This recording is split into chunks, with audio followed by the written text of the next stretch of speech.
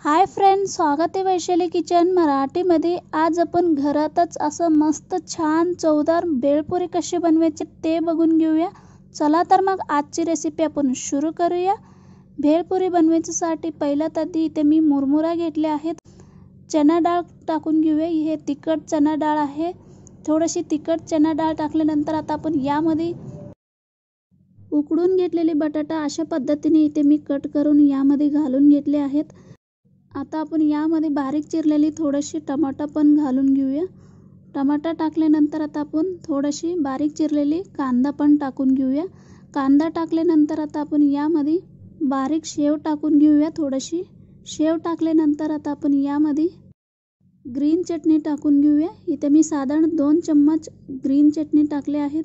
तिखट तुम्हाला कशी हवी आहे तशा तुम्ही आवडीने ग्रीन चटणी तुम्ही यामध्ये टाकू शकता।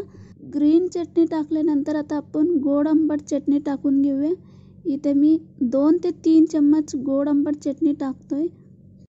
गोड आंबट चटणी टाकल्यानंतर आता आपण मीठ टाकून घेऊया चवीनुसार। आता आपण लिंबूचा रस टाकून घेऊया थोडीशी यामध्ये। लिंबूचा रस टाकल्यानंतर हाताने क्रश करून अशा पद्धतीने पापडी चुरा करून घालायच्या आहेत यामध्ये।